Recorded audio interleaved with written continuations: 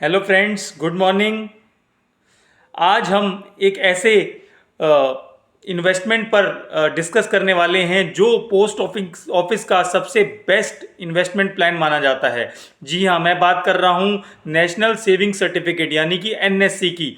आपने अपने फादर या ग्रैंडफादर से ज़रूर सुना होगा कि वो लोग एनएससी में इन्वेस्ट करते थे, क्योंकि उस टाइम पर वो जो गवर्नमेंट की या पोस्ट ऑफिस की बेस्ट स्कीम हुआ करती थी। और आज की डेट में भी एनएससी काफ़ी अच्छा रिटर्न देता है। आज की डेट में एनएससी का रिटर्न 7.7% है, जो कि बाकी पोस्ट ऑफिस या बैंक स्कीम से काफ़ी अच्छा है। इसे इस पर जो गवर्नमेंट है इंटरेस्ट वो क्वार्टरली डिसाइड करती है, और हर क्वार्टर में ये इंटरेस्ट रेट चेंज हो सकता है। तो आज हम एनएससी के बारे में डिटेल में डिस्कस करेंगे। ये वीडियो देखने के बाद आपको एनएससी के बारे में जानने के लिए कोई और वीडियो या कहीं पे भी इंफॉर्मेशन सर्च नहीं करनी पड़ेगी। हम एक एक बात और एक एक पॉइंट इस वीडियो में डिस्कस करेंगे। इससे पहले मैं एक रिक्वेस्ट करूंगा, यदि आपने इस चैनल को सब्सक्राइब नहीं किया है तो अभी सब्सक्राइब करें और बेल आइकन को भी प्रेस करें, ताकि नए वीडियो की नोटिफिकेशन आपको मिल जाए। इसके बाद इस चैनल को या इस वीडियो को अपने रिलेटिव और फ्रेंड से भी शेयर करें, ताकि हम सभी की नॉलेज बढ़ा सकें। और इस वीडियो को पूरा देखिएगा, तभी आप एक एक डिटेल के बारे में जान पाएंगे। तो आइए दोस्तों, डिस्कस करते हैं एनएससी के बारे में। एनएससी के बारे में हम क्या क्या डिस्कस करेंगे। कौन इस अकाउंट को ओपन कर सकता है, क्या वो सिंगल अकाउंट ओपन हो सकता है या जॉइंटली भी हो सकता है, केवाईसी के लिए क्या क्या डॉक्यूमेंट जरूरी होते हैं, कितने अमाउंट का डिपॉजिट किया जा सकता है और कितने पीरियड के लिए, इसमें क्या टैक्स बेनिफिट होता है और क्या टीडीएस भी कटता है इसमें इंटरेस्ट पर, इंटरेस्ट की कैलकुलेशन कैसे होती है, इसमें जो मैच्योरिटी है वो कितने साल की है, और क्या हम एनएससी को ट्रांसफ़र भी कर सकते हैं, क्या एनएससी को प्री मैच्योर क्लोज भी किया जा सकता है, क्या एनएससी को कोलेटरल रखकर लोन भी लिया जा सकता है। ऐसी बहुत सी बातें हैं जो हम इस वीडियो में डिस्कस करेंगे। सबसे पहले हम जानते हैं एनएससी होता क्या है। एनएससी एक फिक्स्ड इनकम इन्वेस्टमेंट स्कीम है जो किसी भी पोस्ट ऑफिस या बैंक में ओपन की जा सकती है। ये गवर्नमेंट ऑफ इंडिया का एक इनिशिएटिव है जो सब्सक्राइबर को एनकरेज करता है कि वो छोटी छोटी सेविंग्स करें। ये मेनली स्मॉल से मिड इनकम लेवल इन्वेस्टर्स के लिए है, ताकि वो पैसा सेव करके अपनी इनकम टैक्स में भी डिडक्शन ले। इसकी कुछ बहुत फीचर्स हैं, जैसा सबसे पहले तो ये सेफ इन्वेस्टमेंट है, क्योंकि ये पैसा सीधा गवर्नमेंट ऑफ इंडिया के पास जाता है, तो ये बहुत ही सुरक्षित है और आपका पैसा गारंटीड है कि आपको वापस मिलेगा, इसमें कोई खतरे की बात नहीं है। दूसरा, इस स्कीम पर जो इंटरेस्ट है वो फिक्स रहता है। आज की डेट में इस पर जो इंटरेस्ट रेट है वो 7.7% है। और इसमें एक विशेष बात ये है कि ये इंटरेस्ट कंपाउंड होता है वो एनुअल बेसिस पे होता है। इस पर जो इंटरेस्ट है वो 7.7% मिलता है, लेकिन ये उन इन्वेस्टमेंट को बीट नहीं कर सकता जिनमें अच्छा रिटर्न मिलता है, जैसे म्यूचुअल फंड पर 10-11% रिटर्न मिलता है या एनपीएस पर, तो उनसे रिटर्न इसमें थोड़ा सा कम मिलता है, लेकिन ये रिस्की भी कम है। Only individuals can invest in and those should be Indian citizens. तो इसमें कोई ऑर्गेनाइजेशन, एचयूएफ, ट्रस्ट कोई इन्वेस्ट नहीं कर सकता। ये स्कीम सिर्फ इंडियन सिटीजन और जो कि ओनली इंडिविजुअल्स के लिए एप्लीकेबल है। इसमें सिर्फ इंडियन रेजिडेंट इन्वेस्ट कर सकते हैं। यदि कोई एनआरआई है तो वो इसमें इन्वेस्ट नहीं कर सकता। बहुत ही अच्छी जो बात है, इसमें कोई मिनिमम या मैक्सिमम एज नहीं है। 18 साल या 65 साल या 80 साल कोई भी व्यक्ति इसे ले सकता है और इसमें इन्वेस्ट कर सकता है। अब हम एनएससी के कुछ बेनिफिट जानते हैं। एनएससी में जो 7.7% का रिटर्न आजकल ऑफर किया गया है वो बहुत सारे प्राइवेट और पब्लिक बैंक की एफडी से ज़्यादा है। जैसा कि मैंने बताया, ये government back tax saving scheme है, तो इसमें आप 1.5 लाख रुपए तक इन्वेस्ट करके 80C of income tax act में डिडक्शन क्लेम कर सकते हैं। इसमें आप मिनिमम 1,000 रुपये इन्वेस्ट कर सकते हैं और मैक्सिमम इसमें कोई लिमिट नहीं है, लेकिन आपको जो भी इन्वेस्टमेंट करनी है वो 100 रुपीज़ के मल्टीपल्स में करनी है। यानी आप 5,850 रुपये इन्वेस्ट नहीं कर सकते, 5,900 रुपये इन्वेस्ट कर सकते हैं। तो 100 रुपीज़ के मल्टीपल में इन्वेस्ट करना है। आज की डेट में इसका फिक्स रेट 7.7% है, जो कि हर क्वार्टर में रिवाइज हो सकता है। गवर्नमेंट इसे हर क्वार्टर में रिव्यू करके रिवाइज कर सकती है। इसका जो इंटरेस्ट है वो कंपाउंड होता है एनुअली, लेकिन जो आपको अमाउंट मिलेगा वो मैच्योरिटी पर ही मिलेगा। इसका जो मैच्योरिटी पीरियड होता है वो 5 साल का फिक्स होता है।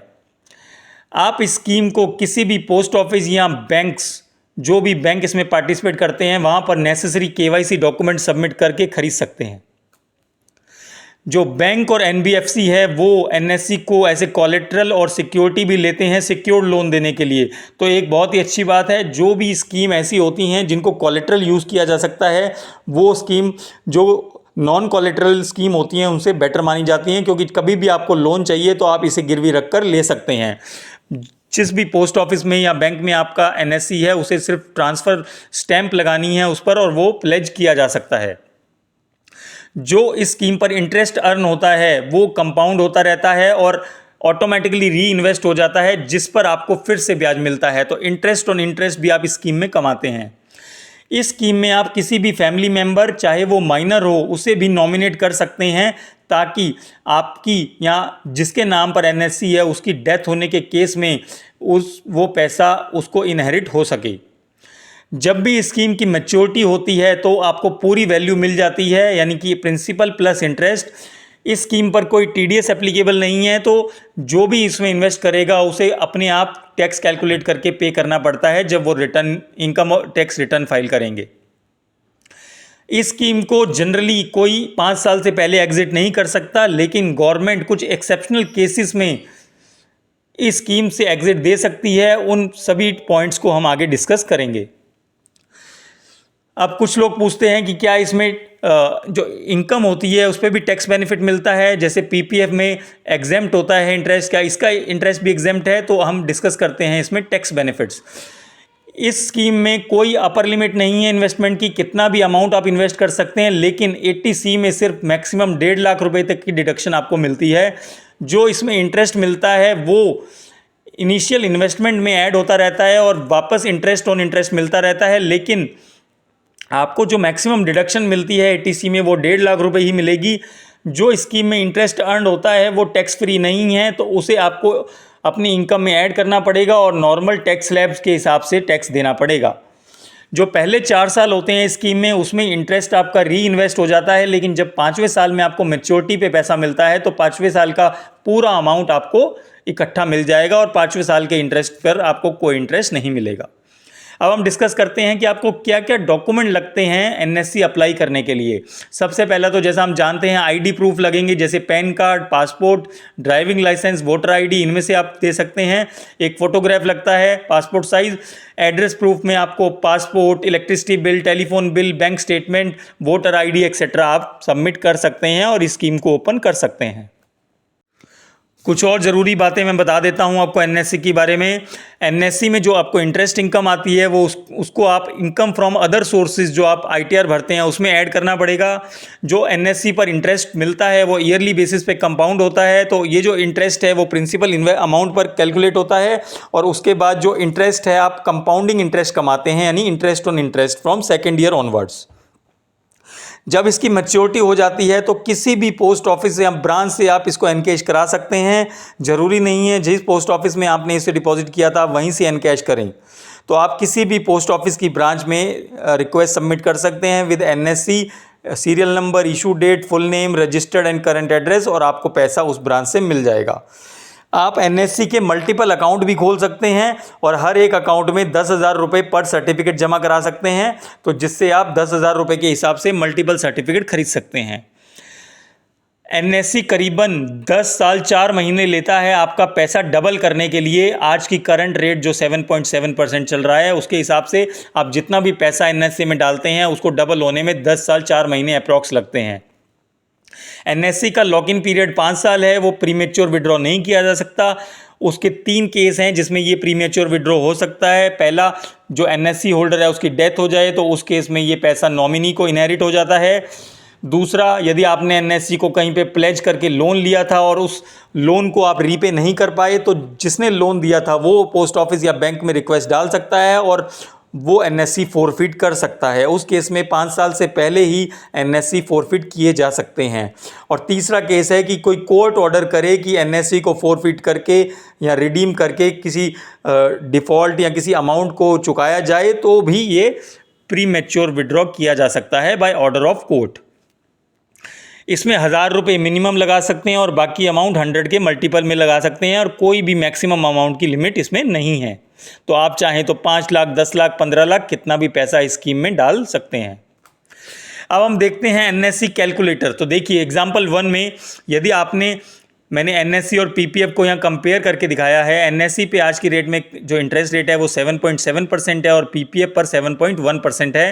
तो यदि आप एनएससी में 5 लाख रुपया डालते हैं तो पहले साल आपको 38,500 रुपये का इंटरेस्ट मिलता है और टोटल अमाउंट हो जाता है 5,38,500।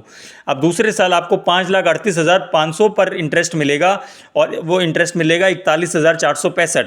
इसी तरह 5 साल के बाद आपको टोटल जो पैसा मिलेगा इंक्लूडिंग इंटरेस्ट वो होगा 7,24,517 रुपये। यदि हम पीपीएफ का सेम एग्जांपल देखें तो उसमें इंटरेस्ट रेट क्योंकि 7.1% है तो आपको जो इंटरेस्ट और प्रिंसिपल मिलता है 5 साल बाद वो मिलता है 7,04,559 रुपये, जो कि एनएससी के 7,24,517 रुपये से 20,000 के करीब कम है। दूसरा एग्जाम्पल देखते हैं जिसमें एनएससी और पीपीएफ में 10-10 लाख रुपए इन्वेस्ट किया गया है। तो यदि आप एनएससी में 10 लाख रुपए इन्वेस्ट करते हैं तो आपको 5 साल के बाद 14,49,034 रुपये मिलते हैं। वहीं पीपीएफ में आपको 14,09,000 रुपये मिलते हैं। एनएससी और पीपीएफ में एक मेन डिफरेंस ये है कि एनएससी 5 साल का लॉक इन पीरियड होता है और पीपीएफ में 15 साल का लॉक इन पीरियड होता है। एनएससी में जो इंटरेस्ट होता है उस पर टैक्स लगता है और पीपीएफ में जो इंटरेस्ट मिलता है वो एग्जेम्प्ट होता है। तो ये 2 मेन डिफरेंस है एनएससी और पीपीएफ में। तो यदि आपको एनएससी पर कोई भी क्वेश्चन है तो आप मुझसे कमेंट में पूछ सकते हैं। मैं आपके हर कमेंट और क्वेरी का जवाब देने के लिए ऑलवेज रेडी हूँ। तो इस तरह से आप ये एक्सेल कैलकुलेटर की मदद से कोई भी अमाउंट पर एनएससी और पीपीएफ का रिटर्न कैलकुलेट कर सकते हैं और देख सकते हैं कि आपको 5 साल या 10 साल बाद कितना पैसा मिलेगा।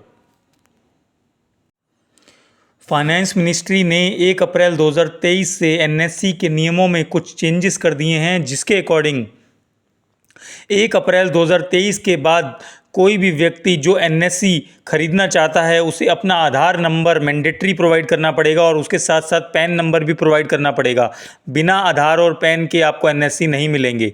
यदि आपके पास आधार अवेलेबल नहीं है तो आपको आधार अप्लाई करना पड़ेगा और उसका एनरोलमेंट आईडी आपको पोस्ट ऑफिस या बैंक में शेयर करना पड़ेगा और उसके 6 महीने के अंदर अंदर आपको आधार नंबर बैंक या पोस्ट ऑफिस में सबमिट करना पड़ेगा। यदि आपने ऐसा नहीं किया तो आपका अकाउंट फ्रीज कर दिया जाएगा, ना तो आप उसमें कुछ पैसा डाल सकेंगे ना ही कुछ निकाल सकेंगे।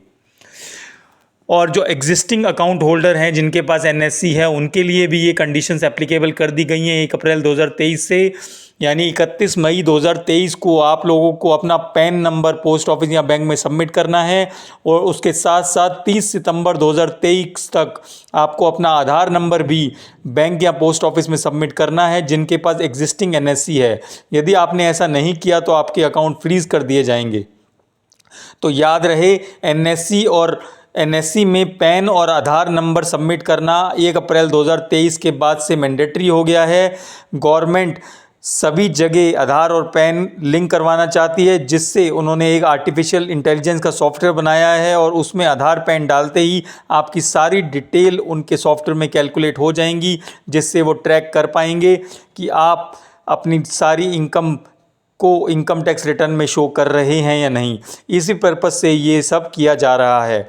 यदि आपने 6 महीने के अंदर आधार और 2 महीने के अंदर पैन सबमिट नहीं किया तो आपका अकाउंट इनऑपरेशनल हो जाएगा और आप उसमें कोई भी ट्रांजैक्शन नहीं कर पाएंगे। फ्रेंड्स, आशा करता हूं एनएससी के बारे में जितनी डिटेल मैंने दी है वो आपके समझ आई होगी और आप उसको यूज़ करेंगे और जो पैसा आप एनएससी में इन्वेस्ट करना चाहते हैं वो करेंगे जिससे आपको बेनिफिट मिले। इसके बाद मैं फिर से वही रिक्वेस्ट करना चाहूँगा, यदि आपने इस चैनल को सब्सक्राइब नहीं किया है तो अभी सब्सक्राइब करें और बेल आइकन को भी प्रेस करें। अपने रिलेटिव और फ्रेंड्स के साथ भी इस वीडियो को शेयर करें।